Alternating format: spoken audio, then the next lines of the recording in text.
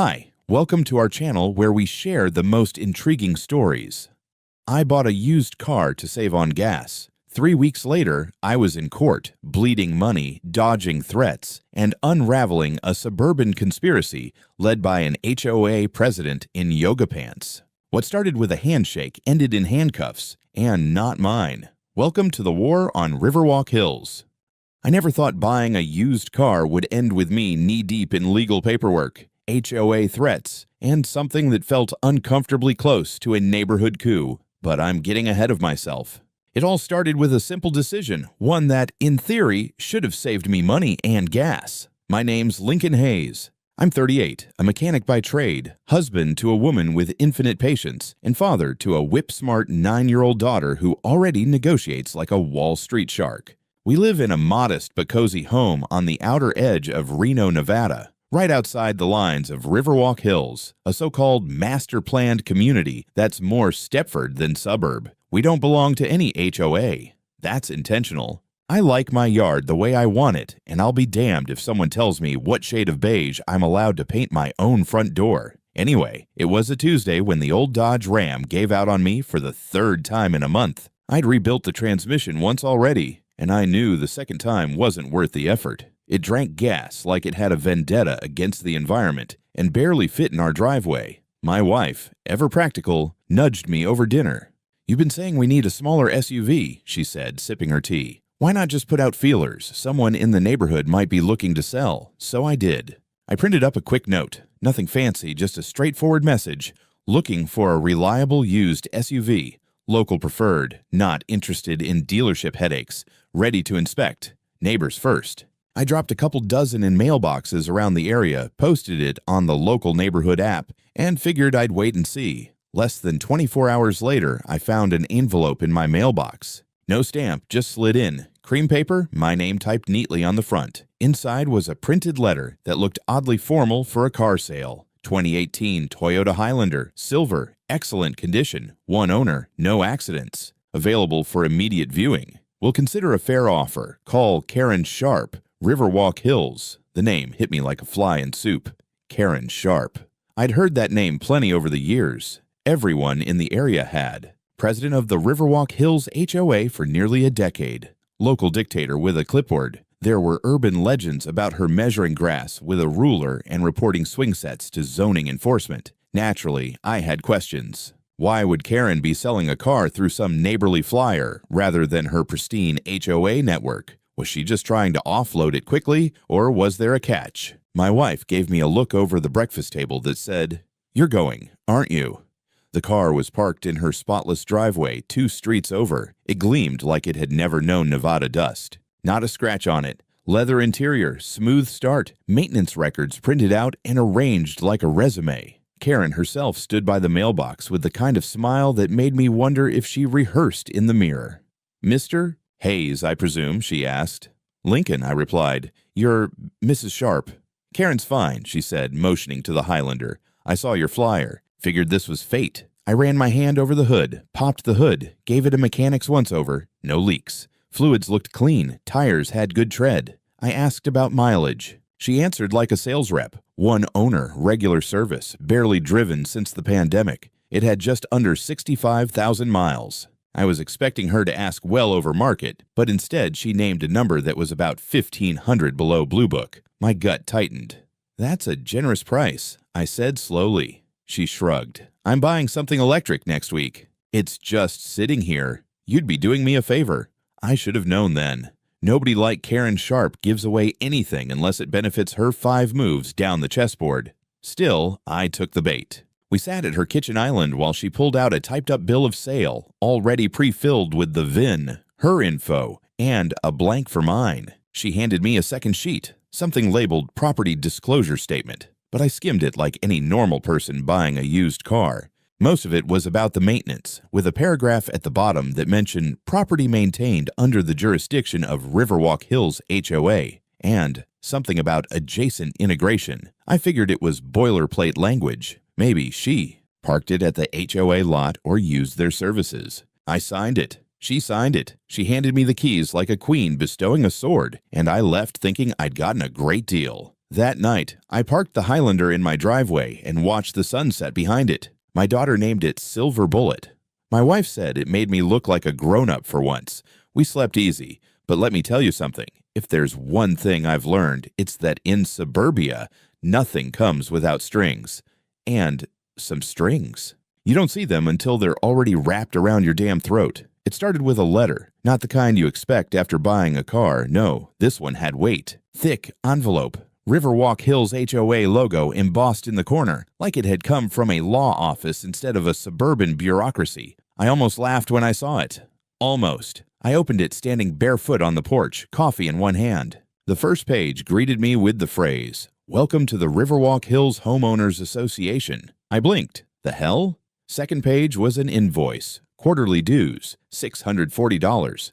Due immediately. Third page. This one really sent my blood pressure climbing, was a list of violations noticed on my property. Trash bins visible from the street. Fence paint non-compliant with community standards.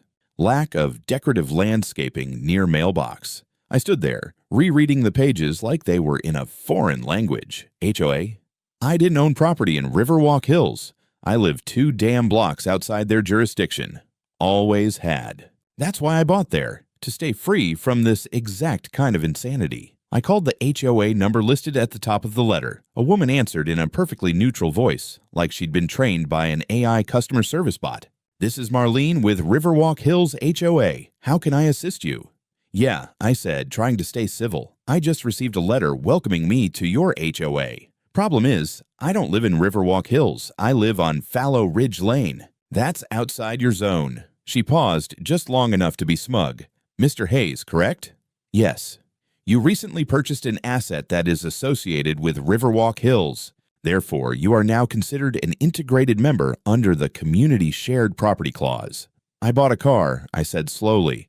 "A used Toyota Highlander, not a house, not a condo. A car." "Correct," she chirped.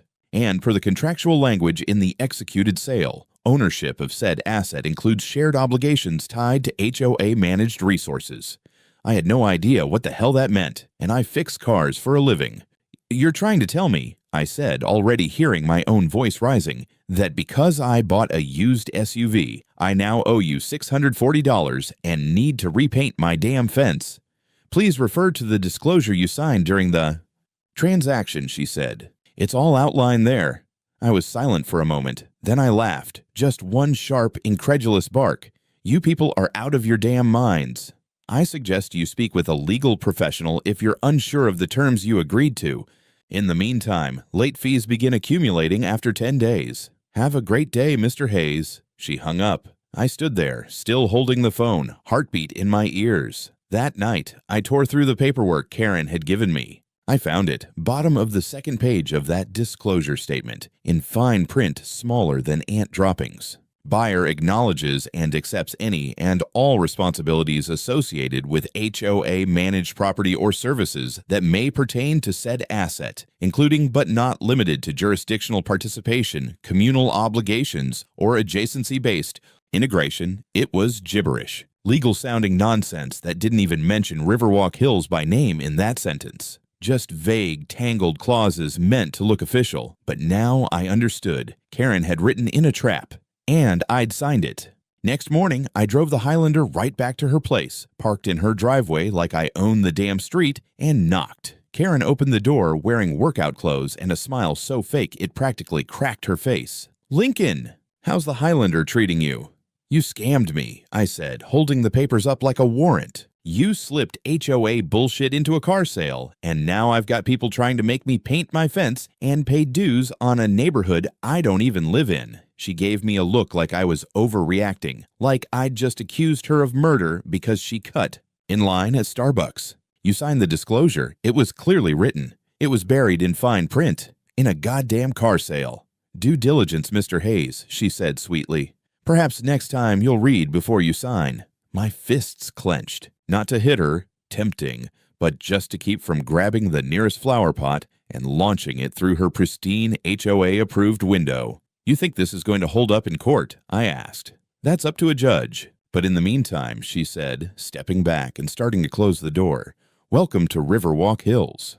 The door clicked shut. Later that afternoon, two men with polos and clipboards showed up at my house claiming to be community standards compliance liaisons. One of them had the gall to measure the distance between my garbage bins and the sidewalk. The other took a photo of my fence like I'd defaced national property. I asked them what they were doing on my land. They said I was now subject to visual compliance regulations, as per HOA code section whatever the hell. I told them to get off my lawn. They did, but not before leaving a printed notice of non-compliance taped to my mailbox. My wife found me that night pacing the garage, reading the letter again and again, like maybe if I stared long enough, it would catch fire. "You need to lawyer up," she said, folding her arms. "Now."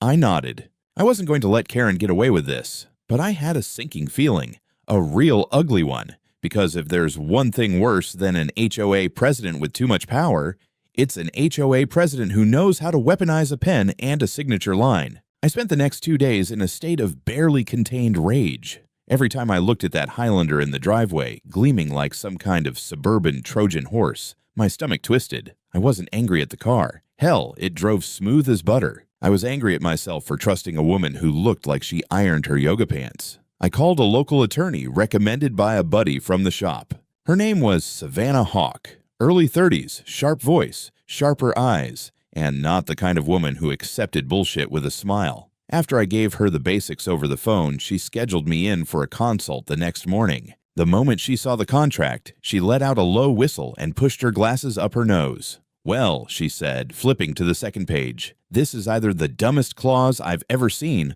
or the most malicious." "Great," I muttered. "Which one wins in court?" "That depends. If the judge reads it the way I do, it's unenforceable. It's written like a parody of legalese. But the problem is," she tapped her fingernail on the paper, "you signed it. And that means it becomes a matter of intent and interpretation." She pulled out a copy of the Nevada HOA statute and flipped through the sections like a gunslinger reloading. "I've never seen someone try to tie HOA obligations to a vehicle before," she muttered. "Jesus, she's weaponized a bill of sale. Can they really claim I'm part of the community now?" Savannah looked up. "They're not trying to make you part of the community. They're trying to make you subject to the community's rules. Big difference. That clause about adjacency-based integration, that's a legal black hole. It doesn't say what you're responsible for, just that you agree to be responsible." I felt my blood run cold. "She knew what she was doing," I said. "Karen." "Of course she did.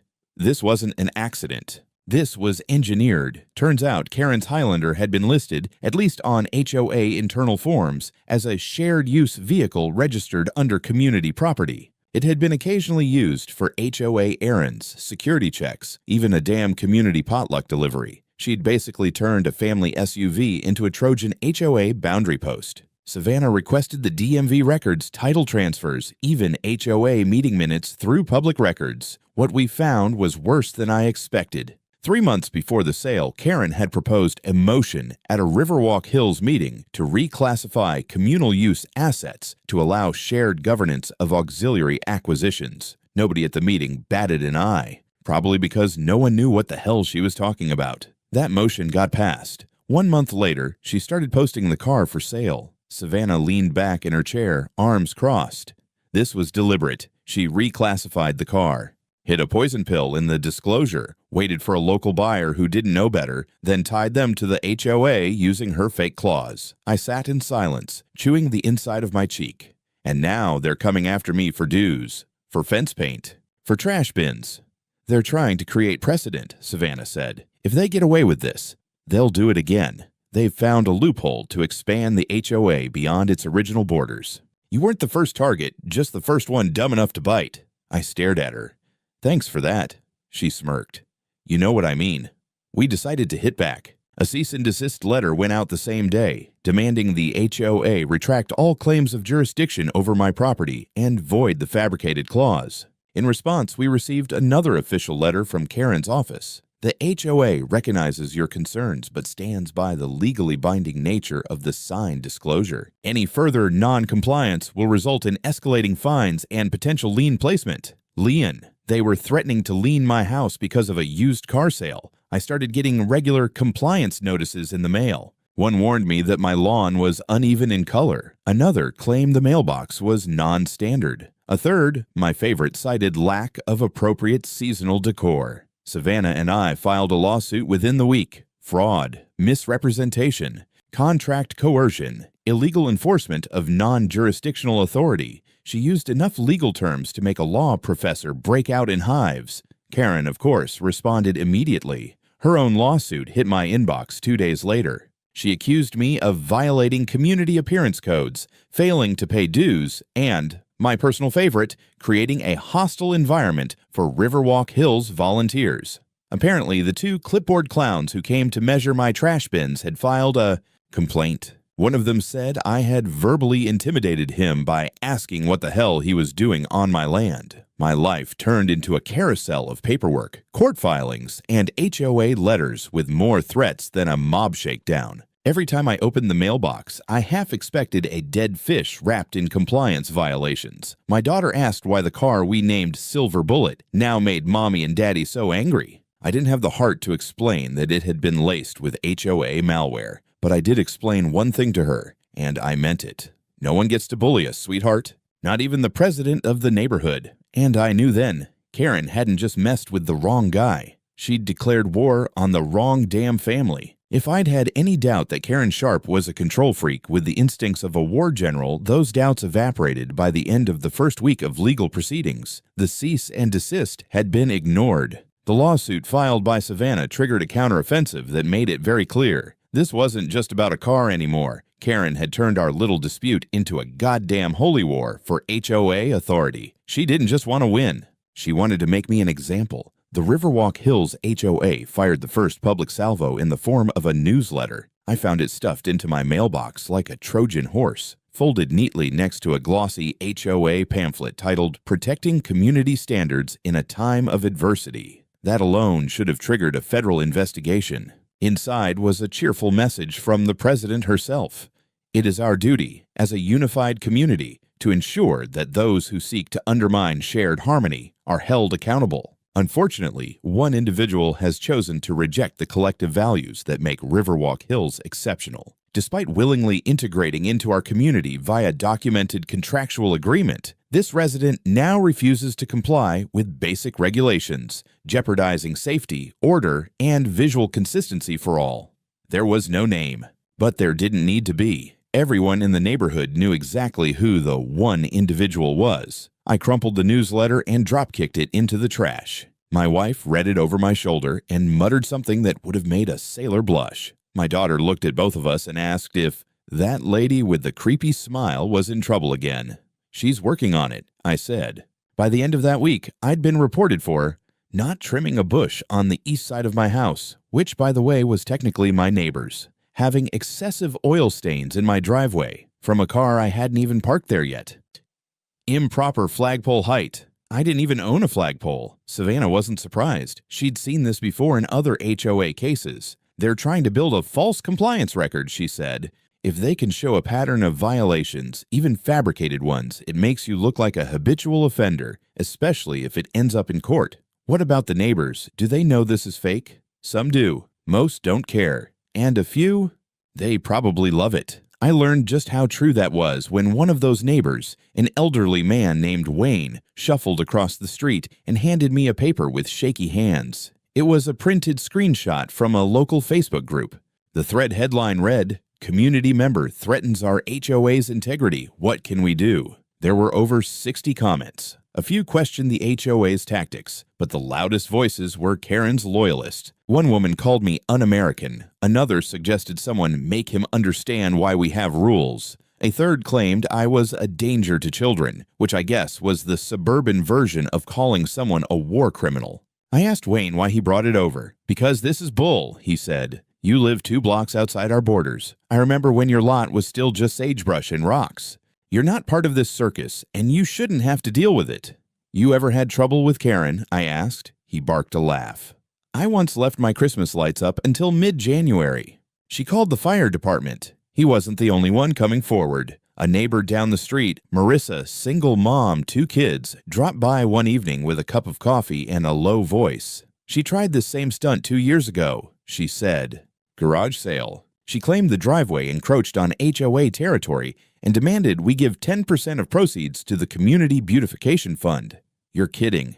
She threatened to fine me for unauthorized signage because I used neon poster board. Started taking notes. Savannah began collecting affidavits. Stories like Marissa's kept rolling in. One guy said Karen fined him for parking his motorcycle too loudly. Another had been cited for non-conforming patio furniture. But despite all this, nothing moved the needle until the media got wind of it. A reporter from the local paper reached out, said he'd been forwarded a copy of our court filings and wanted to do a story. I was hesitant, but Savannah gave the green light. "It's time we stop playing defense," she said. "Public pressure works wonders. Karen's been hiding behind HOA bylaws. Let's see how she likes sunlight." The article dropped 3 days later. Can a used car drag you into an HOA?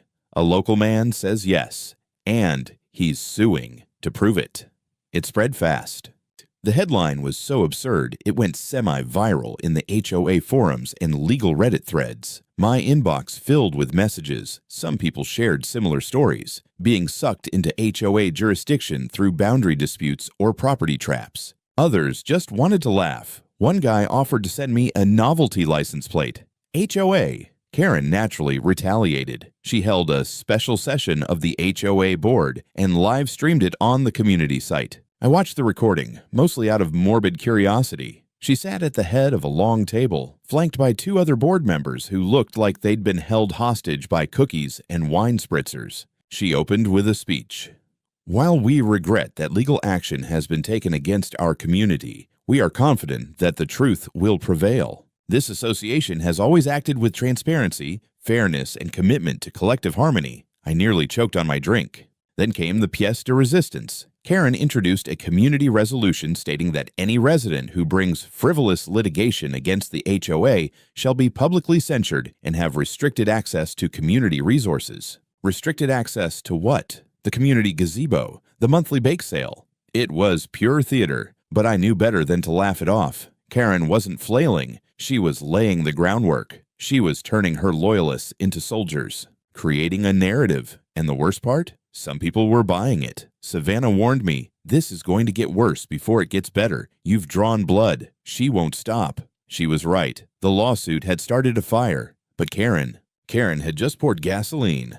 By the time the second court hearing rolled around, I'd gotten used to the sound of my name being butchered by courtroom clerks, the sting of HOA insults online, and the sight of Karen Sharp sitting smugly across the aisle in designer beige like she was auditioning for Suburban Tyrant, the musical. It was all exhausting, but it wasn't breaking me. If anything, it was sharpening me. That morning, I was sitting in the courthouse lobby with Savannah, going over notes while trying to block out the HOA board members whispering like middle schoolers behind us.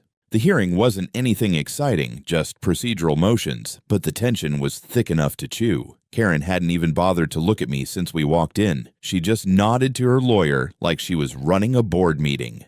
But it wasn't what happened in the courtroom that changed everything. It was what happened right outside it. After the hearing wrapped, Savannah and I stepped into the hallway. I was ready to leave when I noticed a woman lingering by the vending machines. Late 50s, worn jeans, messy hair, holding a manila folder like it might bite her. She was staring at me, not with hostility, not with sympathy either, but something closer to guilt. "You're Hayes?" she asked. "Yeah, do I know you?" She glanced around and lowered her voice.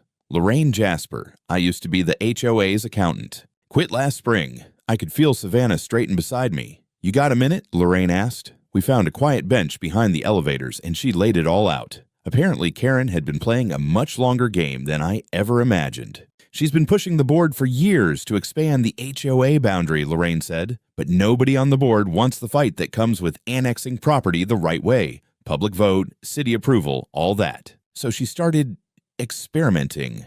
"Experimenting?" Savannah asked, already pulling out a notepad. She calls it integration via peripheral assets. It started small. She tried to claim a guy's trailer was technically on community property because he parked it near the HOA maintenance shed. Tried to fine him. He fought back and won.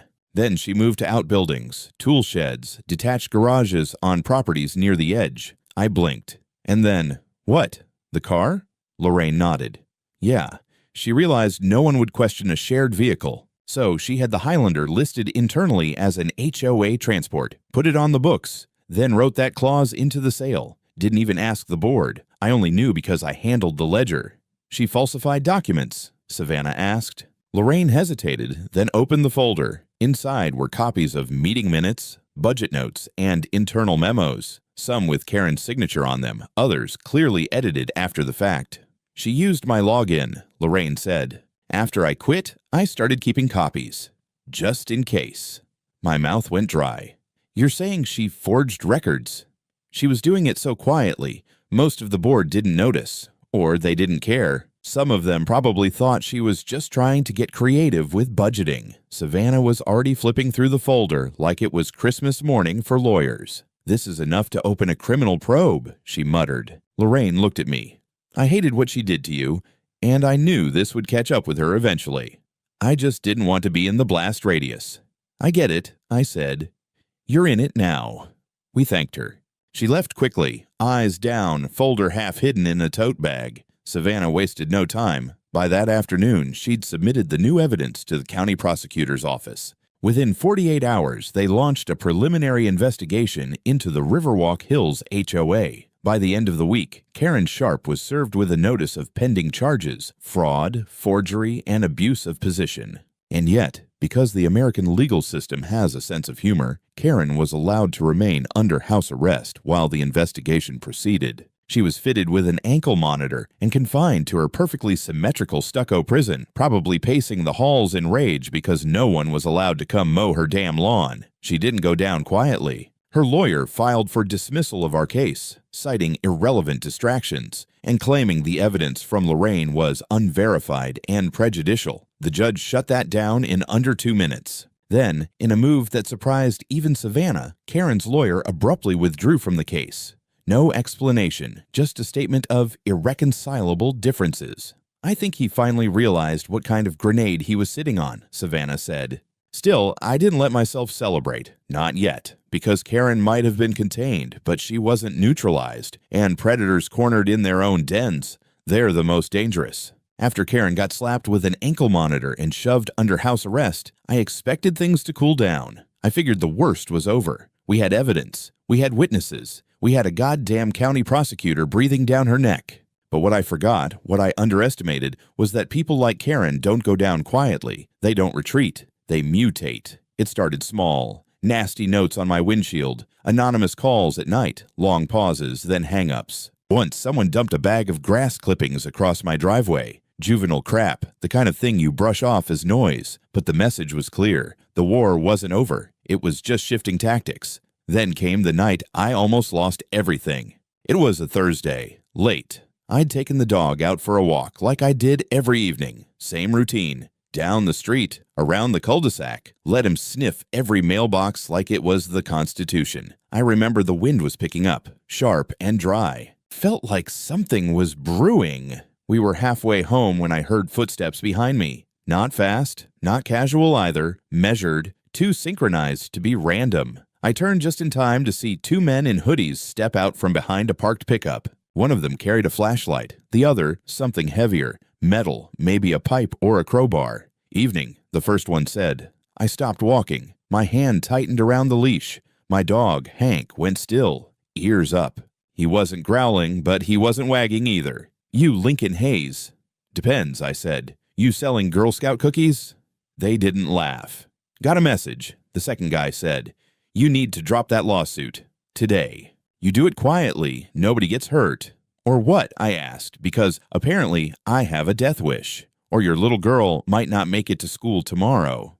The leash slipped from my fingers. I stepped forward. Fast. Didn't think. Just swung. I caught the first guy off guard, landed a punch square in his mouth, but the second one moved quick. The metal hit my ribs like a freight train. I dropped hard, vision tunneling, pain blooming up my side like fire. Then I heard it, shouting. A second voice, heavy footsteps pounding across asphalt. Hey, drop it right now. Someone was running toward us. The 2 men bolted. One disappeared into the dark between houses. The other, the one I punched, wasn't so lucky. He ran straight into a porch light and caught a tackle from my neighbor, Joe, the retired firefighter who lives 3 doors down and lifts weights like he's still 20. He held the guy down while yelling for someone to call 911. I was half sitting, half lying in someone's yard, holding my ribs, trying not to pass out. The cops came fast. Ambulance, too. I didn't need the hospital, but they wrapped my side and said I was lucky nothing broke. The guy Joe tackled?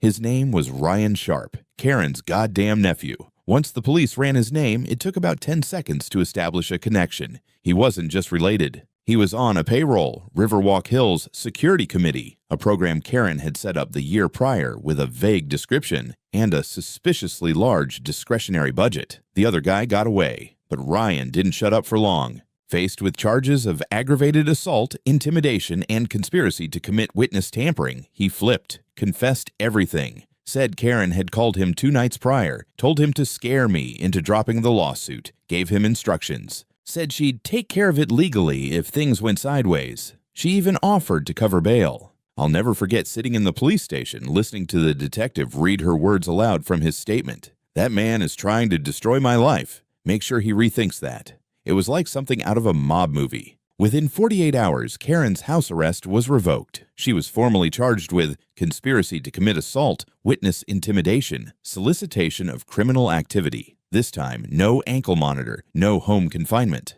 She was booked and held without bail. The HOA tried to distance themselves immediately. Their lawyer issued a statement saying Karen had acted independently and that the board was shocked and disheartened. They even tried to suspend her from the presidency, like she wasn't already sitting in a concrete cell in Washoe County. But it was too late. The narrative had shifted. The media went nuts. One headline read, HOA President Orchestrates Attack Over Car Sale Gone Wrong. Savannah started receiving calls from law firms across the state. They wanted to see our filings, wanted copies of the contracts, said we'd cracked open something ugly, something bigger than just one HOA. My wife didn't speak much that night. She just sat beside me on the couch, holding my hand like if she let go, I'd disappear. My daughter was quiet too. She made a little drawing, our family standing together, big letters over the top, "No one scares us."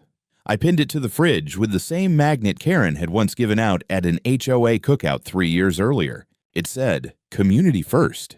The irony wasn't lost on me. The courtroom was colder than usual that morning. Not the temperature, just the atmosphere. You could feel it in your skin, in your bones, like a storm had moved inside the walls and was just waiting for a gavel to fall. Karen Sharp sat at the defense table, shackled at the ankles and wrists, wearing an orange jumpsuit that clashed beautifully with her perfectly coiffed hair. She looked like a suburban nightmare mugged by reality. Gone was the smug posture, the clipped professionalism, the tight-lipped grace of a woman used to wielding power without resistance. In her place was someone smaller, thinner, quieter, but I didn't trust it. Karen wasn't broken, just bruised. Savannah stood beside me, poised like a scalpel, cool, professional, and absolutely lethal when she needed to be. She'd spent weeks preparing for this day, cross-referencing every lie, every fabricated form, every statement Karen had ever made since I signed that cursed bill of sale. The state's case came first. They rolled out Lorraine as a key witness. She testified in calm, steady tones, explaining how Karen had manipulated the HOA's internal systems to reclassify property. She pointed to emails, login logs, financial reports, all altered after the fact to support Karen's schemes. Then came Ryan Sharp. In handcuffs himself under protective custody, he recounted how Karen instructed him to scare me off the lawsuit, how she had promised legal protection and money. His voice cracked halfway through. I almost felt bad for the kid. Almost. When it was Savannah's turn, she didn't waste time. She opened with the basics, how I never lived within HOA borders, how my property was legally exempt, how the purchase of a vehicle had nothing, absolutely nothing to do with community land ownership. She dissected the disclosure language Karen had used, exposing it for what it was, a deliberate trap disguised as contractual language. The judge asked questions, lots of them, especially about the clause in the sale. About the use of words like integration and adjacent participation, Savannah responded with calm precision. Your Honor, this was not a misunderstanding. This was engineered deception. The defendant created a mechanism to entrap outsiders into a private organization through the guise of standard purchases. It's organized coercion under a white picket fence smile. Karen's defense tried to paint it as a creative legal strategy. They claimed she had interpreted the bylaws liberally to expand community inclusion. They called her a visionary leader, misunderstood, and misrepresented by a hostile narrative. I wanted to vomit. When it came time for me to testify, I kept it simple. I told the court about the letter, the phone call with the HOA, the first bogus violation notice. I described how it felt to be dragged into a system I never signed up for, how my home, my family, my peace of mind had been held hostage over a used car, and a paragraph in 6-point font. I didn't move into Riverwalk Hills, I said, but Riverwalk Hills moved into me. The room was silent when I stepped down. Karen didn't look up once. Then came the verdict. Guilty on all counts. Fraud, coercion, witness intimidation, conspiracy, abuse of authority, unauthorized practice of law, attempted lien placement through deceptive means, even a state-level charge for falsifying a public record. Karen didn't cry. She didn't scream. She just sat there, frozen, like if she stayed perfectly still, none of it would be real. But it was. The judge sentenced her to 16 years in prison with eligibility for parole no sooner than 12. The courtroom buzzed. Reporters outside lit up their feeds like Christmas trees. As for the HOA, the county launched a full audit. Within a month, Riverwalk Hills HOA was dissolved. Its board members either resigned or were investigated. Multiple residents came forward with similar stories. Class action suits started forming. The HOA's bank account was frozen. By the end of summer, the community looked less like a dictatorship and more like a quiet street full of relieved homeowners. And me? The court ordered full damages in my favor, $1.2 million for legal expenses, punitive damages, and emotional distress. The number didn't even feel real, but the weight lifting off my chest, that was real, tangible, like finally exhaling after holding your breath underwater for too long. I came home that night and stood in the driveway, staring at the Highlander. I considered selling it, burning it, driving it off a cliff. But in the end, I left it parked right where it was. As a trophy, as a monument, as a reminder that no matter how shiny something looks, you better read the damn fine print. Some people think victory feels like fireworks, like champagne, like some grand movie ending where you stand tall on a courthouse step while cameras flash and a triumphant soundtrack plays in your head. For me, it was silence. It was walking into my home, locking the door behind me, and realizing for the first time in months that no one was watching my trash bins, that no one was going to find me for the height of my hedges, that no clipboard, no phony liaison, no weaponized newsletter was coming for my sanity again. It was freedom, and it was quiet. The money hit my account 3 weeks after the judgment. $1.2 million wired into a bank account that still had a 20-year-old mechanic's name on it. I sat there staring at the number like it was a lottery ticket I hadn't meant to win. My wife didn't say much when we got the confirmation. She just poured us both a drink, sat next to me, and raised her glass. "To Silver Bullet," she said, with the most tired smile I'd ever seen. But I didn't go buy a new car. Didn't move to a bigger house, didn't install a hot tub or build a workshop or go on some long healing vacation. What I did was simple. I called Savannah and asked her to help me set up something new, a legal aid initiative, small, local, but sharp.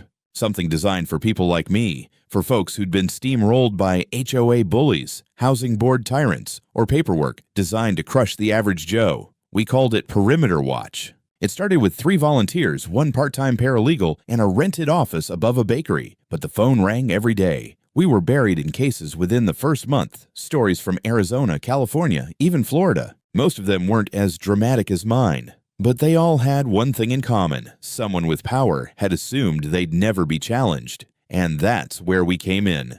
Savannah took the lead on legal strategy. Turns out she was more than just my attorney. She became my friend, then more than that. We kept things quiet at first, especially around my daughter, but it didn't stay quiet forever. Some things don't. By the following spring, we were married. Small ceremony, backyard, nothing fancy. You'll never guess where we held it. Karen's old front yard. The house had gone into foreclosure after the HOA dissolved. No one wanted it. Eventually, a nonprofit that helps formerly incarcerated women bought it to convert into transitional housing. They gave me permission to use the space for 1 day. I didn't tell them why. Just smiled, thanked them, and rolled out folding chairs on top of the lawn Karen once ruled like a queen. My daughter served lemonade. My neighbor Joe grilled burgers. And I stood under the same tree where I'd once tried to return that damn Highlander and said vows to a woman who had helped tear down a suburban empire. The irony wasn't lost on anyone. As for Riverwalk Hills, it's still there. The name remains on the signs, but the board's gone. The rules are gone. What's left is a group of neighbors, some ashamed, some relieved, some still pretending none of it ever happened, trying to live without someone breathing down their neck. Occasionally, someone still asks me if I ever sold the car. I didn't. I drive it once a week, not because I like it, or because it runs smooth, or because it reminds me of anything good, but because it reminds me how easy it is to sleepwalk into a trap when the paper's clean, the price is fair, and the pen's already in your hand, and how damn hard it is to get free again. But it also reminds me of this. I did get free, and I made damn sure no one else falls for that kind of trick ever again.